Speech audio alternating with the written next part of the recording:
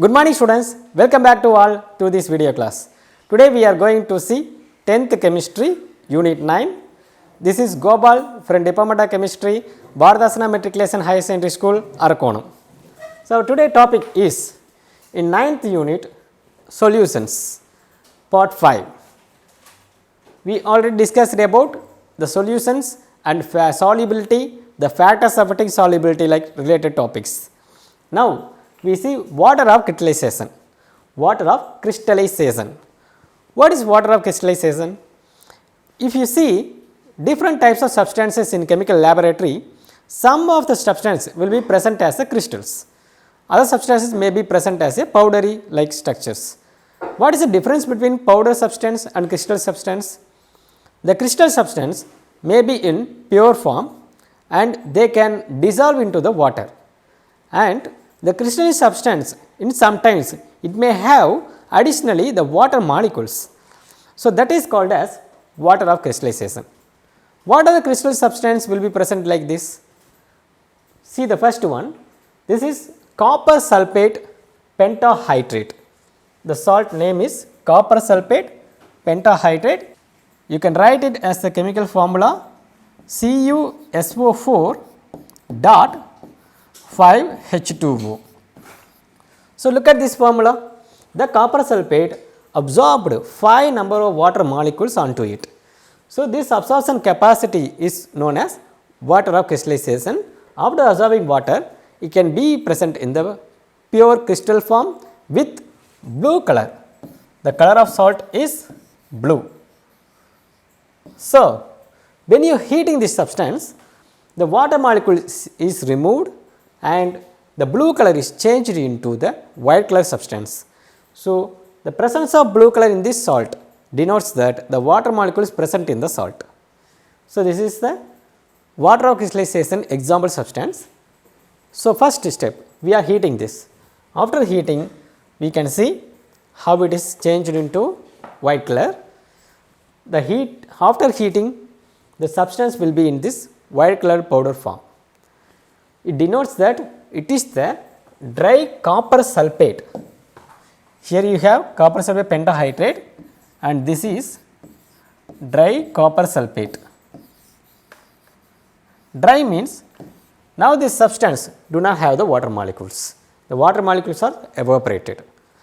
So, you can find the percentage of water molecules onto the crystalline substance means you can heat the solutions, heat the substance, and you can find the water dropslets present in the test tube along with the test tubes, and the water molecules along with the test tubes is measured as the amount of water molecule present in the salt. So, copper sulphate pentahydrate, when again it gets a reversible process, if you add drops of water onto it, the white color substance again turned over to the blue color. It denotes that the blue color substance only absorbed the water again. So, it is the hygroscopic substances. What is hygroscopic substances? Hygroscopic substances are the substances maybe in the crystalline form, it absorbs the water molecules and do not change in its physical state. If it changes physical state means the solid may be changed into the liquid, otherwise the solid may be changed into the vapor state, gaseous state, but the solid again maintains its state, but a little changes by its color only, but it keeps its state stable. It is called as hygroscopy. So, these substances are called as hygroscopic substances. They can absorb the water molecules, but do not change in state. Likewise, calcium oxide, quicklime and copper sulphate, this type of substances can absorb the water molecules and behave like a hygroscopic substances. Here also you see magnesium sulphate heptahydrate.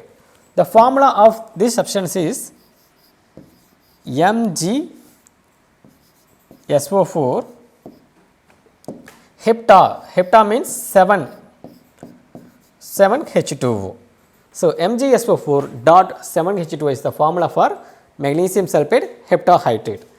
Here you see the substance in the crystalline form and it turned over into the powdered form. Why? Because when the solution is heated, it turned over in the powder form by evaporating the water molecules.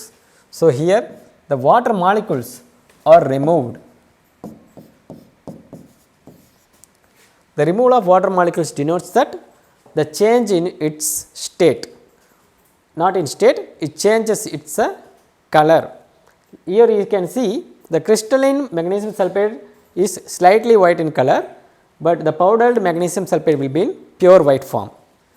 It denotes that it is in dry form, MgSO4, only magnesium sulphate in the dry form. So, this also is an example for hygroscopic substances, and also you can see the definition for hygroscopy. Hygroscopic substances can absorb the water molecules, but do not change in its physical state. Likewise, you can see different hygroscopic substances: magnesium sulphate, copper sulphate, silica gels. This is the third example, silica gels. Silica gel would be like this. It also be in the crystalline form like structure. Silica gel also can have the property of absorbing the water molecules. So, the second type is deliquescent substances. What is the deliquescence? When the substance absorbs the water molecules, it changes its physical state. For example, when sodium hydroxide NaOH, it will be like a pellets like form.